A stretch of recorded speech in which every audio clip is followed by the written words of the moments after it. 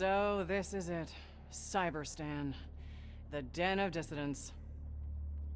Doesn't look much like the cartoons, huh? Less spikes? So the cyborgs are back, after all those years of peaceful service to managed democracy. And they'd rather die on the battlefield than live under Super Earth? That's stupid. Did you know that cyborgs don't have hearts? It's true. No brains either, apparently. That must be how they were able to betray managed democracy 100 years ago. The cyborgs must be so full of themselves, thinking that whatever they come up with is better than Super Earth freedom. Please. I mean, I can't even imagine trying to secede. If you're not in any state databases, do you even exist? You'd think 100 years of rehabilitative labor would have changed their tune. But I guess some people are just too depraved. Well, that's why they're not people anymore. You know, if it weren't for Super Earth, I couldn't even afford these high-tech tools I use every day. And they lease them out to me so I can do my job. Pretty low interest rate, too. Ship's in top shape, Helldiver. Ready to dispense democracy wherever you choose. Hey there, Helldiver. I know you put your neck on the line for regular folks like me every day. It's not much, but I donate 15% of every one of my paychecks to the war fund. It's the least I can do. When I need some motivation, I like to read the Helldiver ethos.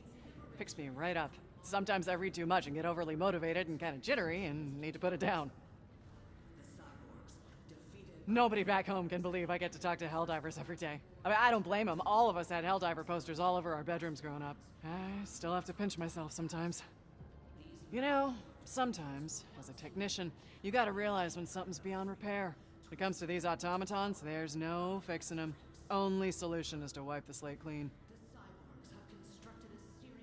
If I were a Helldiver, I think my favorite enemy to kill would be the bots. I bet watching them spark and explode really lights up your freedom-loving heart.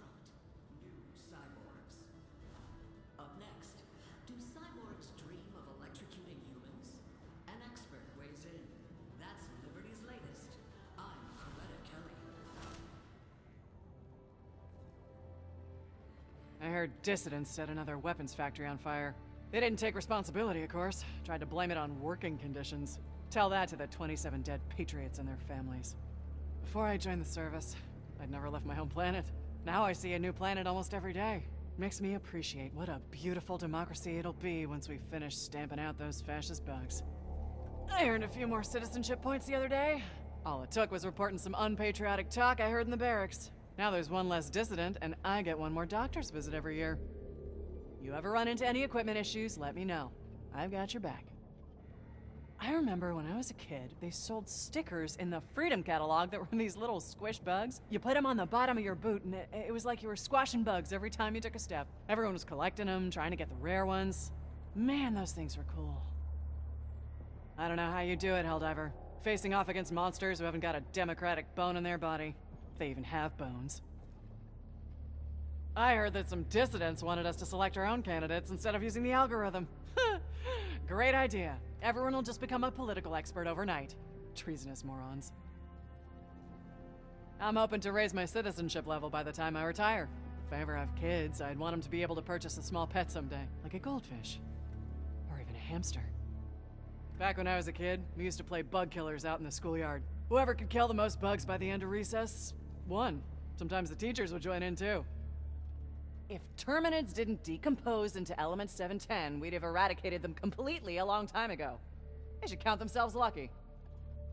Long shift deployments are great for saving up. You get the family separation bonus, which more than makes up for the bunk and chow fees. Of course, I don't qualify for the bonus since I haven't been approved yet, but once I am, I'll have a nice nest egg saved up.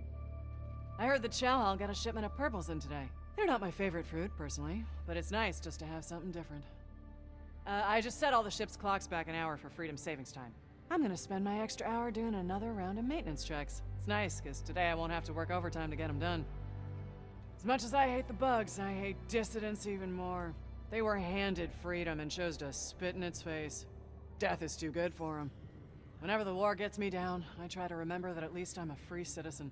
It's up to me how I serve Super Earth. Can't take that for granted. I can't wait to get home again.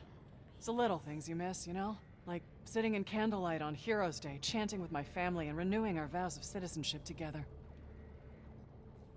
Super Earth really is the best place to live in the entire galaxy, isn't it? Sometimes when I can't sleep, I imagine what it would be like to live there. Democracy is kind of like these machines I work on. Needs regular maintenance to keep running smoothly. And the bugs are sort of like if bugs got into one of these machines. The only thing to do would be to exterminate them. It's fish fry night at the chow hall.